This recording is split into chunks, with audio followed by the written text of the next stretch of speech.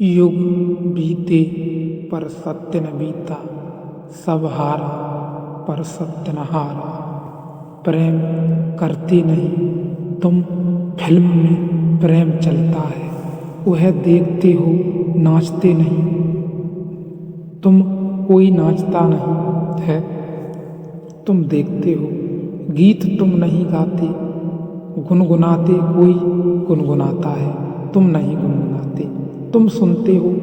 तुम्हारा जीवन अगर नपुंसक हो जाए, अगर उसमें से सब जीवन ऊर्जा खो जाए, तो भी आश्चर्य है। तुम्हारे जीवन में कोई गति नहीं है, कोई ऊर्जा का प्रभाव नहीं है। तुम मुर्दे की भांति बैठे हो, बस तुम्हारा कुल काम इतना है कि देखती रहो, कोई दिखाता रहे तुम देखती रहो। ये दो ही की बड़ी संख्या है। ये दो क्या है, पिछले अध्याय में चर्चा की गई है। दुनिया में दोनों एक दूसरे से बंधे हैं। मनोवैज्ञानिक कहते हैं दुनिया में हर बीमारी की दो पहलू होते हैं। दुनिया में कुछ लोग हैं जिनको मनोवैज्ञानिक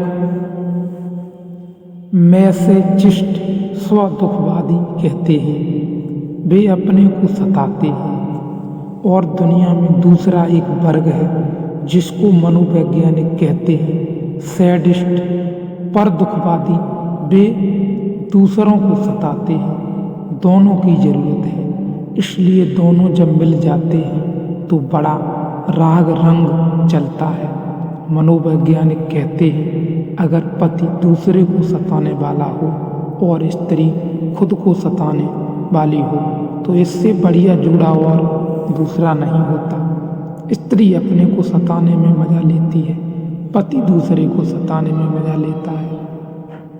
राम मिलाई जोड़ी, कोई अंधा कोई कोड़ी, मिल गए, बिल्कुल मिल गए, बिल्कुल ठीक बैठ गए। हर बीमारी के दो पहलू होते हैं। दृश्य और दर्शक एक ही बीमारी के दो पहलू हैं। स्त्रियां आमतौर से दृश्य बनना पसंद करती हैं, पुरुष आमतौर से दर्शक बनना पसंद करते हैं। मनोवैज्ञानिक की भाषा में स्त्रियों को वे कहते हैं एग्जीबिशनिस्ट, नुमाइशी। उनका सारा रस नुमाइश बनने में है। मुल्ला नसरुद्दीन मक्खियाँ मार रहा था। बहुत मक्खियाँ हो गई थी तो पत्नी ने कहा इनको हटाओ। आईने के पास मक्खियाँ मार रहा था। बोला कि एक जोड़ा दो मादाएं बैठी हैं। पत्नी ने कहा हद हो गई, तुमने कैसे पता चलाया कि नर है कि मादा है? उसने कहा कि घंटे भर से आईने पर बैठी है, मादा होनी चाहिए, नर को आईने के पास क्या करना। स्त्रियां आईने से छूट ही नहीं पाती। आईना मिल जाए तो चुंबक की तरह खींच लेता है।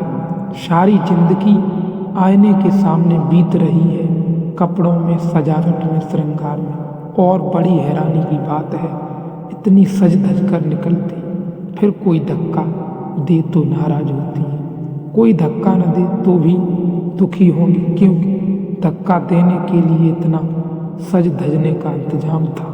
नहीं तो प्रयोजन क्या था? पति के सामने स्त्रियां नहीं सजती।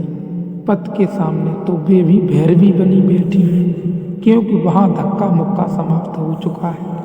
लेकिन घर के बाहर जाएं तब बड़ी तैयारी करती हैं। वहाँ दर्शक मिलेंगे, वहाँ दृश्य बनना है।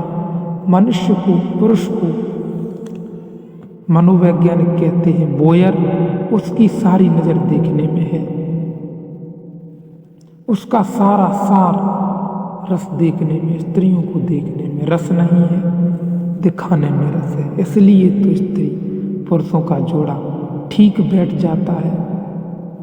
बीमारी के दो पहलू बिल्कुल एक साथ बैठ जाते हैं और ये दोनों ही अवस्थाएं रुग्ण हैं। अष्टावक्र कहते हैं मनुष्य का स्वभाव दृष्टा का है, न तो दृश्य बनना है और न दर्शक। अब कभी तुम यह भूल मत कर लेना। कई बार मैंने देखा है कुछ लोग यह भूल कर लेते हैं, वे समझते हैं दर्शक हो गए तो दृष्टा हो गए। इन दोनों शब्दों में बड़ी बुनियादी फर्क है। भाषा कोश में शायद फर्क नहीं है। वहाँ दर्शक और दृष्टा का एक ही अर्थ होगा, लेकिन जीवन के कोश में बड़ा फर्क है। दर्शक का अर्थ है दृष्टि दूसरे पर और दृष्टा का अर्थ है दृष्टि अपने पर। दृष्टि देखने वाले पर हो तो दृष्टा और दृष्टि दृश्य पर हो तो दर्शक। बड़ा क्रांतिकारी भेद है, बड़ा बुनियादी भेद है। जब तुम्हारी नज़र दृश्य पर अटक जाती है तो तुम अपने को भूल जाते हो। तो दर्शक, जब तुम्हारी दृष्टि से सब दृश्य विदा हो जाते हैं, तुम ही तुम रह जाते हो। जागरण मात्र रह जाता है, होश मात्र रह जाता है तो दृष्टा। दर्शक का अर्थ है दृष्टि दूसरे पर और दृष्टा तो दर्शक को तुम तब तो हो जब तुम बिल्कुल विस्मृत हो गए।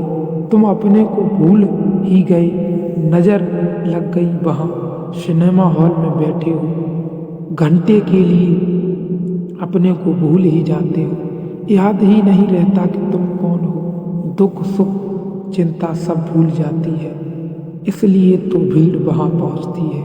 जिंदगी में बड़ा दुख है, चिंता है, परेशानी है, कहीं चाहिए भूलने का स्थान, उपाय। लोग बिल्कुल एकाग्र चित्त हो जाते हैं, बस ध्यान उनका लगता ही फिल्म में है।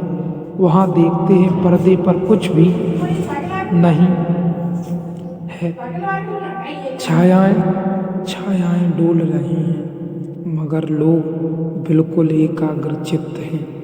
बीमारी भूल जाती है, चिंता भूल जाती है, बुढ़ापा भी भूल जाता है, मौत भी आती हो तो भूल जाती है, लेकिन दृष्टा नहीं हो गए हो।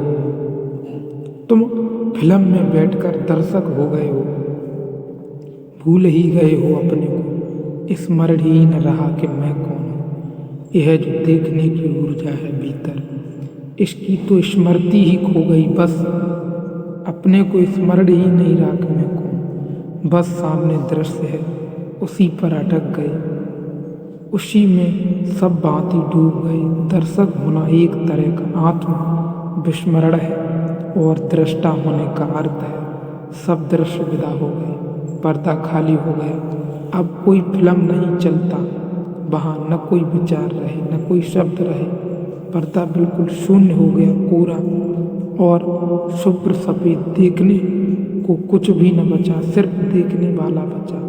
और अब देखने वाले में डुबकी लगी तो दृष्टा हुआ।